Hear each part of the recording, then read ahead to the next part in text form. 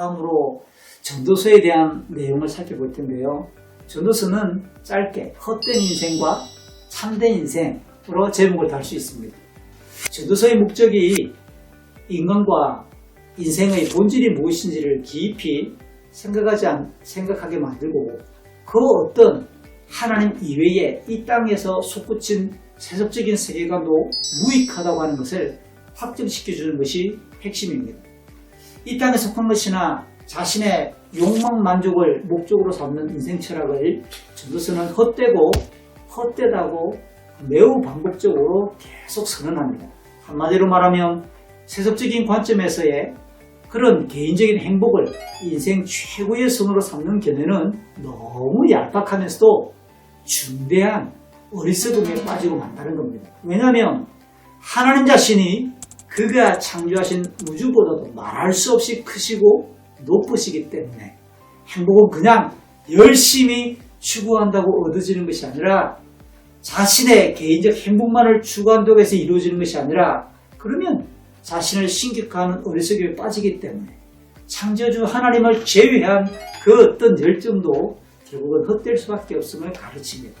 이러한 세계관을 기초로 하는 전도서는 먼저 세속적인 목표를 추구하는 삶이 얼마나 헛되다고 하는지를 계속 보여주는데요.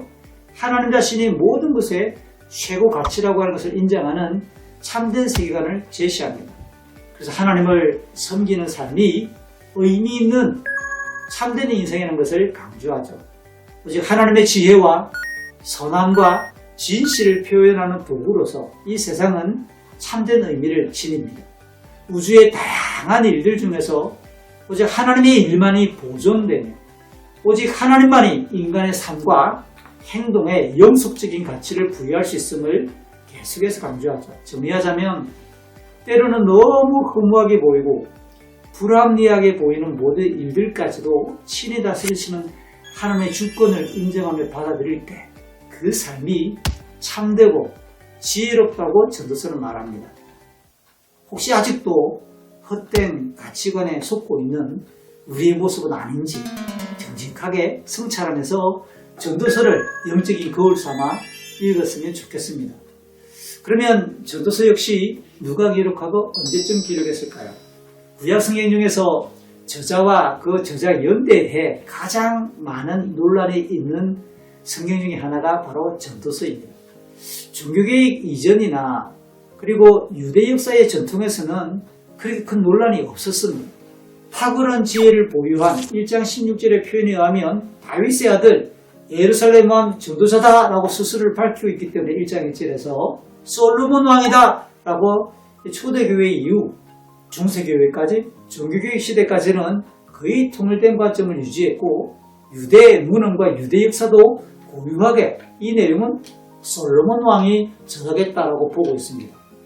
유대 전통의 관점을 참고하면 굉장히 의미가 있는데요.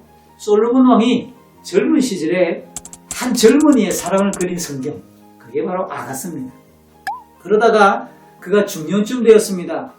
장년의 시절 중년의 삶을 살아가면서 인생을 통해 터득했던 지혜들을 모아 분명하게 후학들과 후배들에게 가르쳐주기 위해 자문을 저술했다고 밝히고 말년에 전도서를 저술하여 한 노인의 슬픔과 인생 전체를 관조하면서 뼈대 있는 귀중한 교훈을 설명하기 위해 전도서를 기록했다라고 안내합니다. 이런 유대 전통의 배경을 참고한다면 열왕기상 11장에서 솔로몬 왕이 수많은 여인들을 거느리며 타락하고 심각한 도덕적이며 영적인 죄악을 범하는 모습이 그렇게 안내되고 있습니다. 그렇다면 전도서는 솔로몬의 이 사망 직전에 자신의 그런 타락했고 부패했던 윤리와 하나님 앞에서 실패했던 자신의 삶을 회개하면서 기록된 참회록이라고도 볼 수 있는 겁니다. 만약에 이런 관점을 적용한다면 주전 10세기경에 전도서가 기록되었다고 볼 수 있습니다. 그런데 최근 들어 많은 학자들은 솔로몬이 저자라면 왜 자기의 이름을 밝히지 않았는가의 의문을 제시하기 시작했고 전도서에 기록되어 있는 이 문체가 바빌로니아의 문투인 아람어, 더 나아가 페니키아의 영향을 많이 받았다고 어법과 문법과 문맥을 지적하면서 바벨로니아 포로생활에서 돌아온 어떤 시점에 누군가가 기록했겠다. 그러면 주전 4세기에서 5세기로 솔로몬 시대에 비해 무려 약 한 4,500년이나 후대에 기록된 것으로 봅니다. 심지어 어떤 학자들은 아예 그리스 시대에, 헬라 시대에 기록됐을 것이다. 주전 2세기, 3세기경으로 훨씬 후대로 보는 경향이 생깁니다. 하지만 솔로몬이 다스리던 시대에 우리가 아는 것처럼 국제적인 문화 교류가 활발했다는 점을 감안해 봅시다. 솔로몬이 당대의 이스라엘 넘어 그 주변 세계에서 최고의 지혜자였다라고 하는 성경 안팎의 증언을 본다면 솔로몬이 충분히 언어적인 능력이 있었고 또 그의 노년에 성숙한 관점에서 글을 썼다 그러면 이전에 기록했던 솔로몬의 문체와 분명히 다른 문체를 사용할 수 있는 기계도 충분했겠죠. 이런 면들을 본다면 솔로몬의 이름을 스스로 밝히지 않았다는 그 이유와 문체가 다르다는 것만 가지고도 후대에 기록했고 다른 사람이 기록했다고 보는 것은 너무 큰 오류와 간격을 무시하는 겁니다. 내용상의 특징을 보게 되면 부귀와 영화를 모두 경험했습니다. 이 땅에서의 삶에 집중하는 것이 무의미하고 때로는 불합리하다라고 하는 통찰을 하는 철학적 능력을 겸비했습니다. 무엇보다 창조주이시며 심판자이신 하나님을 경외할 것을 강조하는 등을 고려한다면 유대 전통과 그리고 초대교회에서부터 종교개혁 시절까지 이루어져 왔던 그 전통적 교회 해석이 타당할 것으로 봅니다. 그런 관점에서 저는 솔로몬이 말년에 자신의 삶을 돌아보며 참회와 더불어 그의 후학들에게 또 다른 인생들에게 자신처럼 실패하지 않는 삶을 살도록 독려한 솔로몬의 저작이다 주전 10세기경에 기록된 것으로 충분히 볼 수 있다라고 주장합니다. 내용을 보면 1장 1절부터 11절까지는 이 세상에서는 어떠한 만족도 찾아볼 수 없다라고 하면서 문제를 제기하고요. 그 1장 12절부터 12장 8절까지 본론에서는 그런 문제를 해결하기 위한 노력을 안내하는데 경험적으로 이 저자가 자신의 인생의 경험을 통해서 안내하는 그런 어떤 만족이 무엇인지 1장 12절부터 2장 20절까지를 안내고 난 이후 그 다음 보다 학적이며 철학적으로 인생을 통찰하는 관점에서 그렇게 무엇이 이 땅에서의 참된 보람 있는 만족인가를 3장부터 12장 8절까지를 안내하는 것으로 이루어집니다. 그러면서 궁극적인 이 땅 너머의 영원한 만족, 이 땅 너머까지 영원한 영광까지 이어질 만한 행복과 만족과 평강이 무엇인가 12장 말미 9절부터 14절에서 결국 이 땅을 살아가는 인생은 해 아래서 별 것 없으니까 헛되니까 해 위의 영원한 하늘나라의 그 영광을 사모하고 창조주를 기억하도록 결론 짓는 거죠. 전도서를 읽다 보면 전도자라는 표현이 나옵니다. 히브리어는 코헬렛이라고 하는 단어인데요. 1장 1절에 소개되어 있습니다. 이 단어를 개역성경에서는 그냥 전도자로 번역을 했습니다. 근데 이 전도자로 번역된 단어를 의미를 붙이면 지혜자로 표현할 수도 있는데요. 역시 이 전도자로 번역되어 있는 단어 역시도 사람들을 소집하고 가르치는 지혜교사를 가르친 것으로 충분히 짐작할 수 있습니다. 조금 더 현대적으로 말을 바꾸면 오늘날 교회에서 사역하는 목회자에게도 붙여줄 수 있는 표현이기도 합니다. 이 지혜자는 이스라엘 안에서 상당한 풍요와 특권과 영화를 누렸고 그런 지위를 경험했다고 1장 1절이나 2장 3절, 8절 등에서 스스로 소개합니다. 심지어 2장 4절부터 6절에서는 폭넓은 매우 많은 건축활동, 토목 건축활동을 벌였다라고도 소개합니다. 그리고 모든 세대의 사상가들이 사로잡혀 있던 커다란 문제의 영역들인 삶의 의미, 불공평한 운명, 피할 수 없는 죽음, 그리고 무엇보다 모든 위험과 차별성과 성취 등을 한꺼번에 일률적으로 빼앗아가는 죽음의 무자비함 등에 대해서 묵상하고 통찰하는 철학적 자세도 보여주는 자로서의 전도자가 등장합니다. 전도서의 핵심 단어를 살펴볼 때 역시 눈치채셨죠? 전체 구약 성경에서 58번 등장하는 헛되다라고 번역되어 있는 히브리 헤벨이라는 단어인데요. 전도서에서만 무려 38번이나 언급되고 있습니다. 이 헤벨이라고 하는 단어는 명사로 바꾸면 우리가 내쉬는 숨, 수증기, 안개, 연기 등에도 함께 교고적으로 사용됩니다. 여기에서 유래되어 영어 성경에서는 헛됨, 무의미한, 부덥섬 등으로 번역을 하고 있고요. 최근의 연구에 하면 이 단어가 불합리하다, 부조리하다 라고 하는 의미의 구절들과도 함께 사용되어서 그 의미가 확장되고 명확해지기 시작합니다. 전도서 안에서 이 헤벨, 헛되다와 관련되는 이 단어가 크게 두 가지로 사용되고 있는데요. 역시 헛되다, 무의미하다 라고 하는 또 쭉 단어들이 문장에 드러나기도 하고요. 불합리하다 라고 하는 의미로 사용되는 것도 거의 2분의 1 정도로 많이 사용되고 있습니다.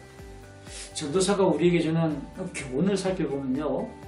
인생은 헛되고 불합리한 연 속으로 판정될 수 있습니다. 그럼에도 불구하고 부정적인 평가로만 그렇게 포함되어 있는 것이 아니라 쉽게 납득할 수 없는 세상과 하나님을 소개하면서 하나님을 믿고 존중할 것을 우리에게 안내합니다. 전도서는 인생이 헛되고 불합리한 특성과 동시에 인간의 노력으로 그 불합리함이 쉽게 해결되지 않기 때문에 하나님께서 정하여 주신 인생과 환경을 받아들이는 지혜가 있어야 될 것을 적극적으로 권면하는 거죠. 이렇게 보면 인생에 대한 전반적인 그 부정적인 평가를 넘어서 상담가의 차원에서 마치 우리를 조곤조곤하게 안내해주는 상담의 차원으로 발전되고 있습니다. 자기 힘으로 변화시킬 수 없는 환경을 만났을 때 헛되게 힘을 낭비하지 말고 묵묵히 기다리거나 받아들이기 시작하면 그 울타리 안에서 허용된 것들을 자족하고 즐기는 노력을 이어갈 때 그것이 아무것도 아닌 것처럼 보이나 하나님께서 허락하신 복락이라고 안내합니다. 하나님은 인간의 지혜를 넘어서는 창조주로서 결국엔 모든 인생들을 낱낱이 심판하실 분이시기 때문에 그처럼 이 땅을 살아가지 않도록 삶의 원리들, 세상의 원리들, 하나님을 온전히 신뢰하는 믿음으로 그 주권과 성품을 묵상하면서 혼란스러운 세상 속에서 안정과 평온함을 누릴 수 있다고 우리에게 교훈합니다. 실상 우리 성도들이 보일 수 있는 두 가지 고난의 반응이 있습니다. 하나는 믿음으로 역시 그 고난과 맞서며 기도하겠죠. 하나님께서 은혜를 주셔서 문제가 해결됩니다. 하나님과의 친밀한 교제를 통해 고난의 문제를 풀어가는 방법이 하나 있습니다. 또 하나는 기도를 했는데 분명히 믿음으로 기도했는데 쉽게 응답되지 않을 때가 종종 있습니다. 우리는 쉽게 불평이 나오고 조급한 반응이 생길 수 있습니다. 그럴 때 우리는 묵묵히 받아들이는 것도 기도의 응답이거나 때로는 믿음의 자세입니다. 영적인 성숙을 도모해하면서 하나님의 공의와 사랑을 신뢰하기 때문에 우리는 그 하나님의 주권과 영적인 뜻을 헤아리는 자세도 중요한 반응이어야 되겠죠. 이런 내용을 총괄하면서 전도서는 자기의 기준을 내려놓고 하나님의 주권을 철저히 신뢰하는 깊은 신앙을 독려합니다. 전체적으로 이 전도서가 세상에서 누릴 수 있는 것을 모두 누리고 살았던 왕이었던 사람, 말년에 인생의 헛됨을 노래하며 참된 인생의 길을 제시하는 경험과 철학이 아우러진 성경으로 볼 수 있습니다. 지금도 수많은 사람들이 그 헛된 길을 달려갑니다. 한 번쯤은 서서 어떤 길을 가고 있는지, 어떻게 살아왔는지, 또 지금 자기가 걸어가고 있는 그 길의 방향이 무엇인지를 생각해 보기도 한데 많은 성도들 중에서도 심지어 그 헛된 길을 부러워하며 애써 흉내내려고 하는 자들이 있습니다. 전도서는 한 번밖에 없는 인생의 참다운 가치, 그 가치를 생각하게 해주는 참 귀중한 성경이죠. 그 참다운 가치의 인생을 향해 달려갈 수 있도록 세상의 삶에 철저히 실망하는 법을 배울 수 있다면 참 좋겠습니다. 그렇다고 삶에 대한 실망이 염세주의적이거나 철저히 그렇게 삶을 파괴하는 에너지가 아니라 오히려 영원하신 하나님을 소망하는 힘이 될 수 있기를 기대해 봅니다. 너무 늦었다고 후회하기 전에 지금 가까이 있는 사람들과 함께 세상에 대해서, 인생에 대해서 철저히 먼저 실망해 볼 수 있기를 권해봅니다. 어느 학자가 전도서에 대해서 요약한 내용들은 이렇습니다. 하나님의 작정하심에 의해 결정된 인간의 상태, 자기에게 주어진 삶의 환경을 우선 받아들이라. 네가 할 수 있는 대로 충분히 인생을 즐기라.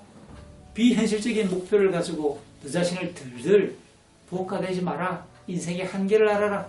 모든 일에 신중함과 분별력을 가지고 행동하라.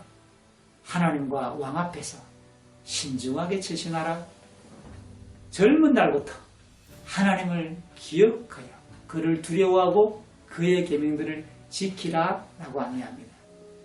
이제 잠언과 전도서 구약의 지혜에 대한 안내를 마무리하면서 이 잠언과 지혜를 통해 우리가 얻을 수 있는 가장 큰 교훈이 무엇일까 정리하며 제가 짧게 글을 하나 썼습니다. 원래 인간은 생각을 하고 감정을 느끼며 그것에 기초해서 행동하기 마련인데요. 영유아기를 지나 발달이 어느 정도 안정된 상황에서도 만약 생각과 감정에 기초하지 않는 행동을 한다면 여러 측면에서 이상징후가 되고 말 것입니다. 왜냐하면 인간은 전인격적 존재이기 때문에 모든 구성 요소들이 유기적으로 연합되어 있을 때 건강한 삶을 이어갈 수 있기 때문이죠. 특별히 생각과 감정과 행동의 뿌리에 신념 체계가 다 있습니다. 그래서 인생에 관한 가장 본질적이고 중요한 질문에 던지며 그 질문에 해답을 찾아가기 마련입니다. 그 신념 체계를 일반적으로 세계관이라고 부릅니다. 각자의 세계관은 인생의 방향과 방식을 결정하는 중요한 기초이자 핵심이죠. 이런 세계관은 유전적인 요인과 함께 이후에 태어나 살아가면서 겪게 되는 경험, 배우는 학습 등의 후천적 요인으로 재형성되고 다듬어지기를 반복합니다. 그러니까 건강한 세계관을 갖출수록 삶의 질서와 조화를 갖추고 능동적인 삶을 자연스럽게 살아가면서 주변 세계와의 관계도 건강하게 유지할 수 있는 부분입니다. 그리스도인의 세계관은 어떠해야 될까요? 무엇보다 그 근저에 복음이 핵심이어야 합니다. 왜냐하면 복음은 모든 만물이 창조주 하나님에 의해 존재하게 되었고 여전히 하나님에 의해 보존되며 하나님에 의해 심판받는다는 것을 전제합니다. 그러면서 인생은 하나님께 반역하여 전인격이 부패하게 되었고 그 결과 끊임없이 타락한 욕망의 종로로 보면서 고통과 비참함을 이어가는 영적 죽음의 상태에 처해 있습니다. 하지만 하나님께서는 그리스도 안에서 구속의 계획을 완성하여 인생과 만물을 새롭게 하십니다. 이와 같은 복음은 자연스럽게 인생의 목적과 방식을 안내하죠. 이 땅을 살아가는 동안 하나님과의 관계 속에서 하나님 뜻을 지향하기에 만들며 삶의 현장에서 하나님의 통치를 드리는 소명에 충실할 것을 교훈합니다. 그렇지만 하나님께 반역한 타락한 인생들은 계속해서 하나님을 부정하고 하나님이 아닌 다른 대상을 절대화하는 세속적 세계관으로 거대한 세속 문화를 건설합니다. 그러므로 우리 그리스도인들은 필연적으로 세계관과의 싸움을 벌일 수밖에 없고 분별의 지혜를 갖추어야 하죠. 20세기 후반부터 서구를 중심으로 읽기 시작한 포스트 모더니즘의 사상이 온 지구촌을 물들이며 이전과 확연히 다른 문화와 삶의 방식이 펼쳐지고 있습니다. 불과 수십 년 사이에 너무 달라진 세계관으로 세대 간의 차이가 더욱 확연해졌습니다. 성, 결혼, 직장생활, 취미, 물질관리 등 기본적인 우리 삶의 모습이나 그것들에 대한 의식이 완전히 변했습니다. 이런 상황에서 그리스도인들은 어떻게 이해하고 반응해야 하는지 혼란을 겪지 않을 수 없습니다. 그 혼란은 믿음과 소명의 본질까지 뒤흔들고 있는 것이 현실입니다. 이런 상황에서 이번에 우리가 함께 읽고 있는 또 읽게 될 잠언과 전도서는 수천 년의 시간을 건너와 여전히 우리에게 소리치시는 영원하신 하나님의 음성임에 틀림이 없습니다. 해 아래 새 것이 결코 없는 헛된 삶이라는 것을 알려주면서 해 위에 영원한 하나님 나라를 소망하라고 강조합니다. 그러면서 해 아래의 헛된 삶 속에서 복음의 깃발을 들고 흔들림 없이 믿음과 소명의 바른 걸음을 걸으라고 우리에게 독려합니다. 사랑하는 GT 형제자매 여러분, 우리가 함께 지금 그 길을 걷고 있습니다. 아멘.